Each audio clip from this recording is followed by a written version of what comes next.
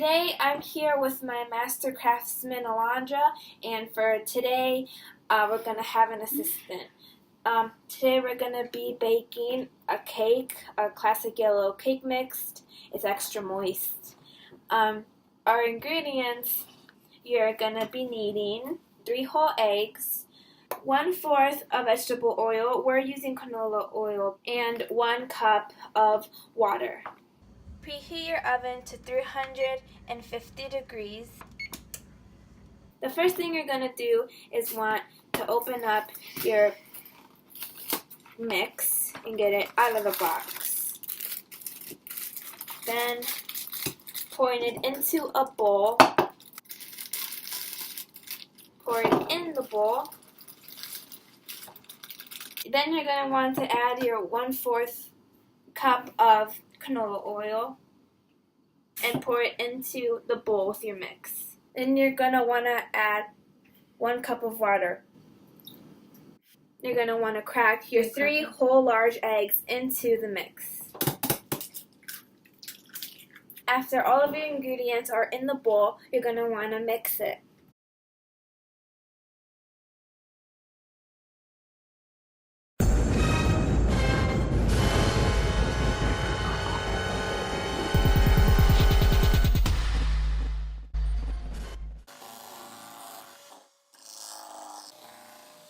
Once you're done mixing, put aside your final batter and grab your pans. We're going to be using a 9-inch round cake pan. Spray baking spray onto the pan or smear lard. In this case, we're going to be smearing lard all over our pan. After you've smeared your lard, you're going to want to take your batter and pour it into the pan. If you have any extra batter, you can take another pan, spray baking spray or smear lard on that too, and add the rest of the batter into that. Now that your batter is in your pans, wait till your oven is done preheating. Once your oven is done preheating, take your cake pans and place them into the oven. When the 28 minutes are up, check your cakes to see if they're cooked. We're using toothpicks and sticking them inside the middle to see if they're ready yet. If the batter sticks onto the toothpick, that means that the cake needs a couple of more minutes to cook. If not, your cakes are ready. Using oven mitts, take your cakes out to cool.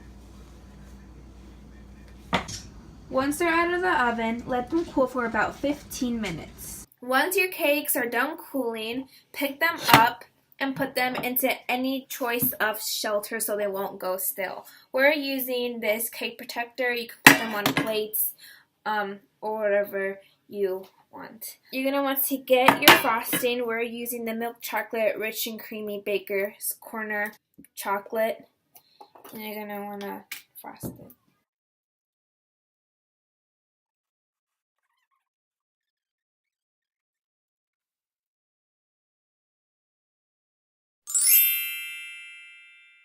Today we're going to be making the Baker's Corner Fudge Brownies Traditional Chewy Mix Brownies.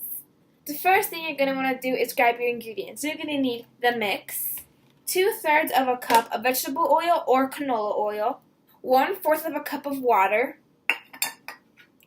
2 whole large eggs, baking spray or lard, and the pan of your choice. We're doing 8 by 8. Freeze! Before you do any of the baking, remember to preheat your oven to 350 degrees. The first thing you're going to want to do is take your brownie mix, cut it open, and pour it into your bowl.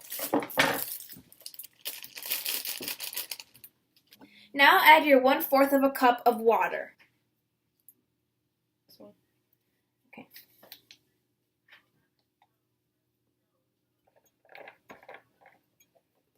Finally, crack your eggs into the mix.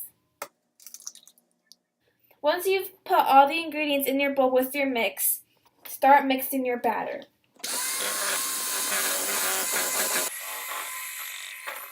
Once you've mixed your batter, put your bowl aside and either spray your butter spray onto your pan or smear your lard.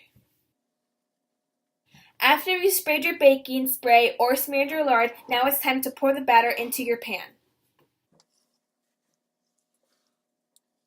Once your batter is in the pan, put it in your oven for 38 minutes. When your 28 minutes are done, take your brownies out of the oven.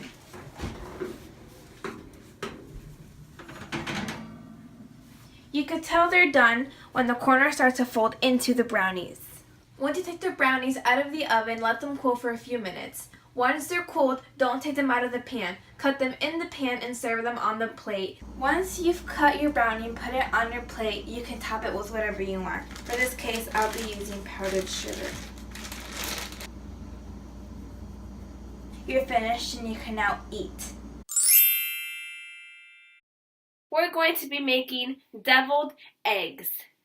So, for your ingredients, you're going to need large eggs, mustard, and some mayonnaise.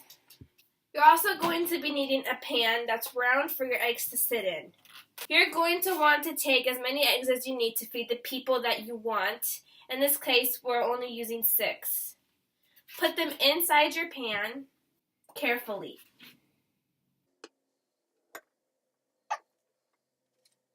After your eggs are in your pan, you're going to want to get enough water to cover the eggs in the pan.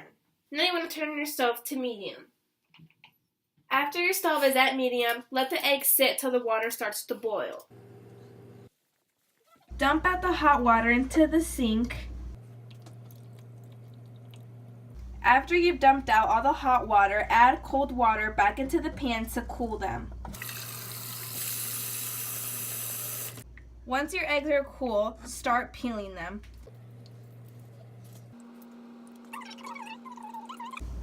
Once all your eggs are peeled, cut them in half. You can take out the yolk with a spoon or a fork. After you've scooped out all the yolk of the eggs, put them in a bowl.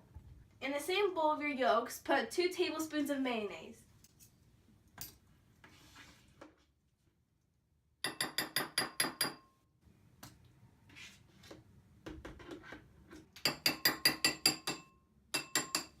After your mayonnaise is in the bowl, add 1 tablespoon of yellow mustard.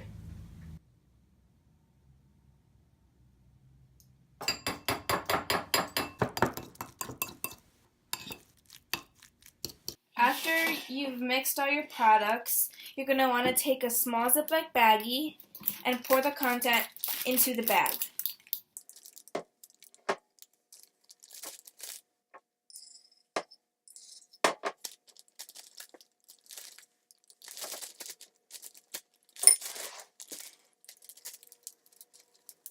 After the content is in the bag, make sure it's on the corner to form a tip.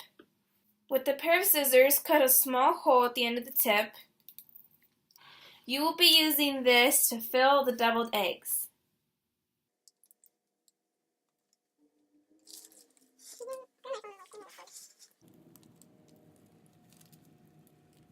Once you've filled up all your eggs, you are done. It is optional to add a paprika to the top of the eggs to add more flavor to them. Today we're going to be making braided pizza bread. You're going to want to gather your ingredients first. You're going to need Pillsbury pizza crust in classic, pizza sauce, pepperoni, and mozzarella cheese. Before you start to do any of the cooking, remember to preheat your oven to 425 degrees.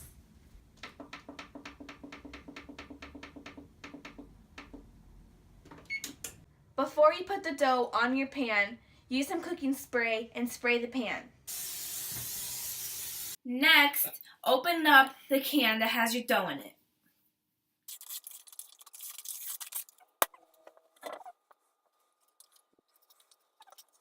You're going to want to roll it out onto the pan.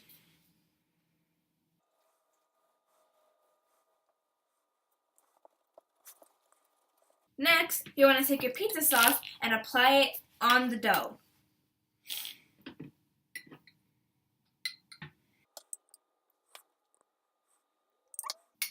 You're going to want to put the sauce in the middle of the dough since you're going to be braiding the sides of the dough inwards.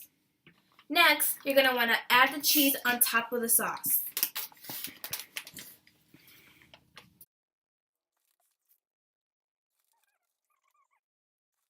After your sauce and cheese are on the dough, add a couple of pieces of pepperoni.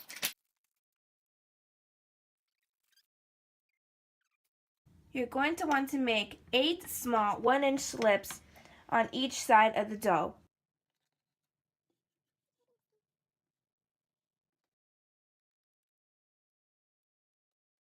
After you're done, your side should look like this. Do the same to the other side. After you're done, this is what your final dough should look like. You're going to want to fold up the ends to keep the sauce from spilling when it's in the oven.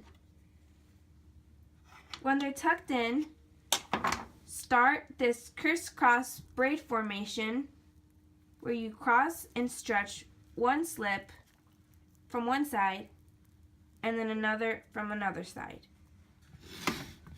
You can switch sides and rotate to make things easier.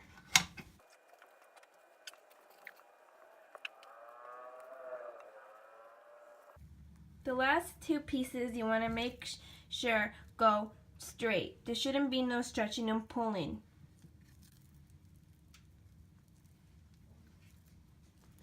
This is what it should look like. You can add some additional pepperonis on top of it. Once your oven is done preheating, put your pizza bread into the oven for about 10 minutes or until it turns a light brown. Once the 10 minutes are up, you can take your braided bread out of the oven.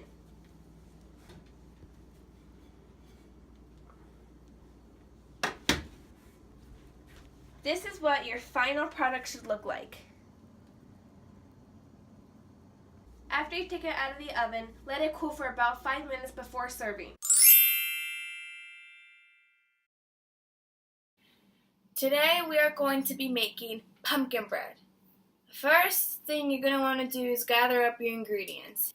You're going to need a bowl, pure pumpkin, classic cake mix, cinnamon, 3 whole large eggs, oil, and a bread pan.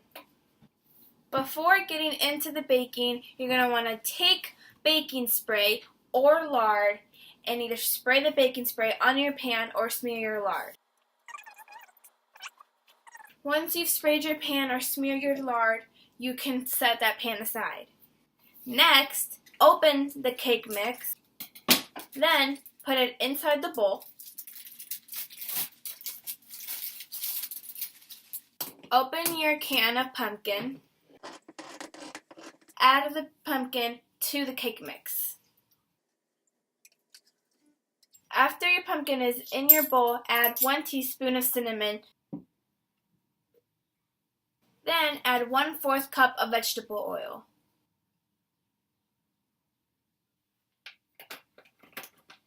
Finally, you can add your 3 eggs. After all your ingredients are in the bowl, you can start to mix.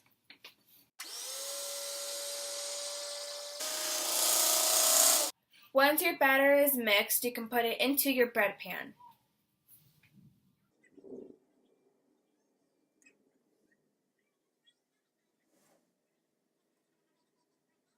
Once you've put your batter in your pan, it's time to put it in the oven.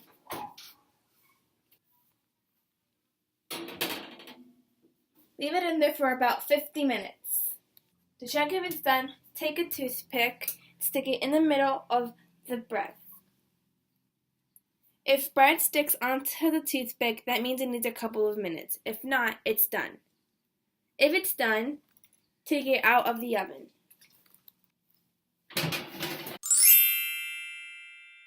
Today we're going to be making banana bread. The first thing you're going to want to do is gather your ingredients. You're going to need 2 cups of flour, a teaspoon of baking soda, 1/4 teaspoon of salt, a 1/2 cup of butter, 3/4 cup of brown sugar, 2 eggs, and 4 to 5 bananas. You're also going to need 1 bread pan and 2 large mixing bowls. Before you do any of the baking, preheat your oven to 350 degrees. The first thing you're going to want to do is take your bread pan and either take baking spray or lard and spray the spray on your pan or smear the lard on your pan. After you've smeared your lard on your pan, you're going to want to take 1 mixing bowl, put in your 2 cups of flour in it. 2 cups? Mm-hmm.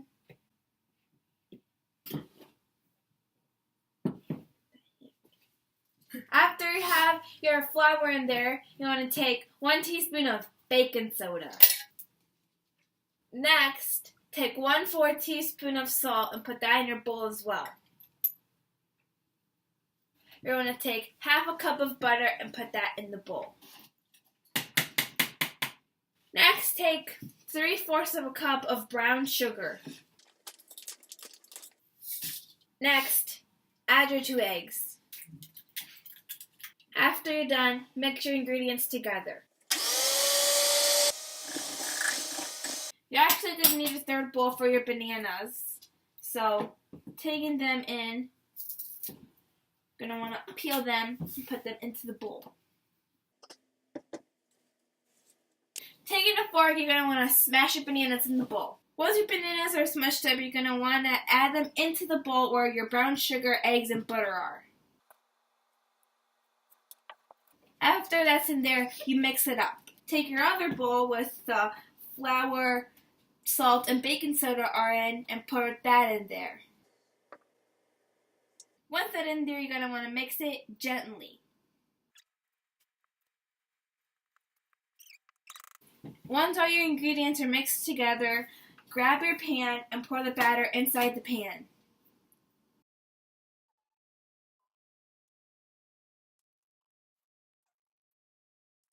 Once the batter is in your bread pan, put it in the oven for 60 to 65 minutes. Once the 65 minutes are up, check to see if your bread is done. To check to see if it's done, take a toothpick, put it in the middle of the bread. If any bread or batter sticks to the toothpick, that means that it's not ready and needs a couple of minutes. If it doesn't, the bread is done. If it's done, set it up to cool for 10 minutes. After that, you're done.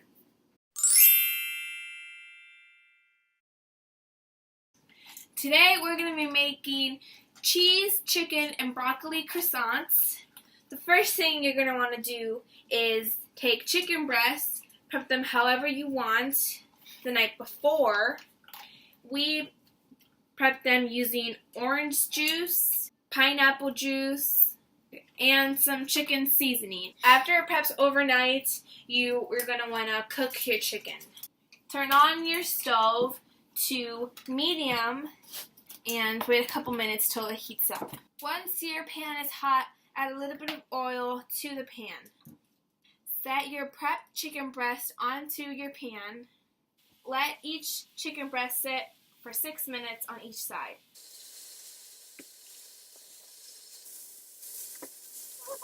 So you're going to need a small Pillsbury regular croissant, your cooked chicken, shredded cheddar cheese and shredded mozzarella cheese, frozen or fresh broccoli, some mayonnaise, and an egg. Preheat your oven to 350 degrees. While your oven is preheating, take some cooking spray and spray your flat pan. Next, open up your crescent rolls. You're going to want to open the rolls without cutting the dough or breaking it into pieces. Roll it out flatly onto the pan. Once your dough is laid out flat on the pan, put that aside and grab your chicken. Cut your chicken into small little pieces and put them in a bowl. If your broccoli is frozen, you're going to want to put it in the microwave for 5 to 7 minutes. Once your broccoli is out of the microwave, get a cutting board and take out your broccoli carefully. Cut your pieces of broccoli into tiny pieces as well. Once you cut your broccoli, put it in the same bowl as the chicken. Next, grab your 2 cheeses. We don't have an exact measurement for the amount of cheese that you should put in. It all depends how cheesy you want your recipe to come out. Next, take your mayonnaise. We don't have an exact measurement for this either. Just kind of eyeball it and put it into the bowl. This is what it should look like once all your ingredients are in the bowl. After they're all in the bowl, mix everything together. Once your ingredients are mixed together, this is sort of what the product should look like. Next, take the pan that has your dough on it and all your ingredients in the bowl and start putting the ingredients in the middle of the dough. Once the product is on the dough, you're going to want to take a knife and start cutting maybe 1-inch strips on the sides of it. One side is done, you're going to do it to the same side, making sure that the lines are even. Once you're done cutting your slits, this is what it should look like. Next, you're going to want to tuck in the end to prevent from the mix spilling. Then, taking each little slit, you're going to want to crisscross them, forming an X.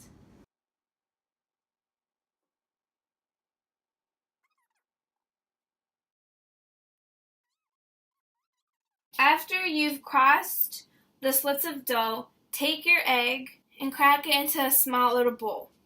You're only going to want the yolk. Then you're going to want to take the yolk and coat it over the braided bread. After you've coated your bread with yolk, you can put it in the oven. Leave it in there for 25 to 30 minutes. After your 25 or 30 minutes are over, take out your braided bread. You know your braided bread is ready when there's brown patches all over it. After you're done, let it cool for 10 minutes and then serve. Today, we're going to be making Greek yogurt mac and cheese. First thing you're going to want to do is gather up your ingredients. You're going to want to need 3 to 4 cups of pasta, 1/2 of a cup of shredded cheese, 8 ounces of white cheese, 1/4 cup of flour, 1/4 teaspoon of salt, 1/2 cup of Greek yogurt, and 1/2 cup of milk. First, you're going to want to put in your cups of pasta.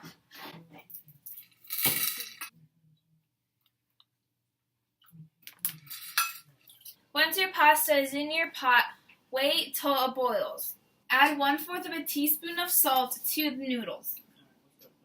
Once your noodles are big, drain the water out of the pasta. In the same pot, add your 1.5 cups of cheese. Next, grab a little bowl and measure 8 ounces of white cheese.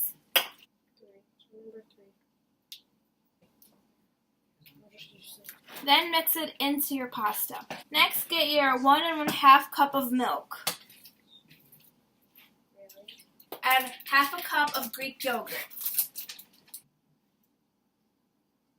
Then add 1/4 of a cup of flour. The whole time you're adding ingredients to your pot, you don't want to stop mixing the pasta. Mix until you get the consistency that you want it to be. When you're done, the mac and cheese is ready to serve right away. Today we're going to be making the Libby's pumpkin cheesecake. When you first buy the box, half of the ingredients that you need are going to be inside the box to make the cheesecake. Inside the box are the crust mix, the filling mix, and the pure pumpkin mix. Separately, you're also going to need butter, cream cheese, and a pie pan. First, preheat your oven to 350 degrees. Next, take 4 tablespoons of butter and put them in a small bowl.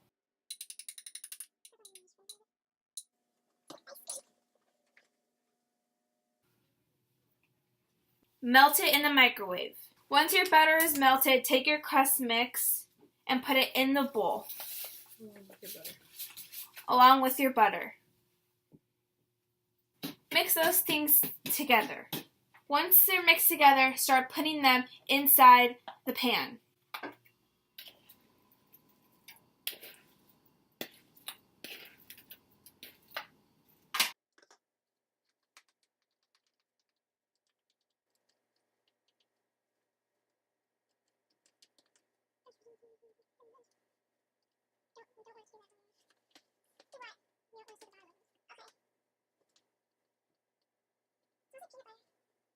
Once your oven is done preheating and the crust is on your pan, put it into the oven for 4 to 5 minutes. Make sure not to let the crust turn brown. Once the 4 to 5 minutes are done and your crust isn't brown, put the pan out of the oven to cool on a wire rack. Get your 8 ounces of cream cheese and put that into your bowl with your filling mix.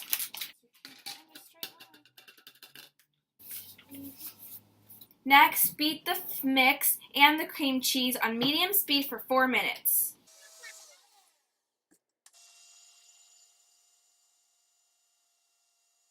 Once you've mixed in the cream cheese, it should end up looking like this. Next, open up your can of pure pumpkin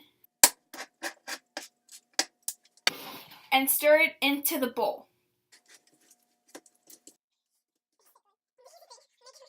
Once you've mixed in the pumpkin, it should end up looking like this. Take your pre-baked crust and put the mix inside the pan.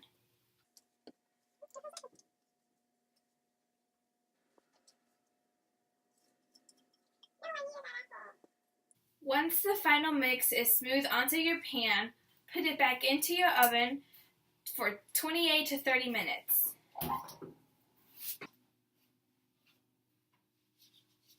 Once your 28 minutes are done, take the cheesecake out of the oven.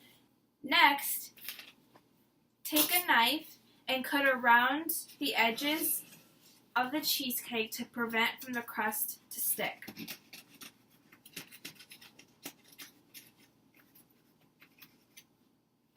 After you've cut around the cheesecake, let the cheesecake sit on the wire rack for 1 hour.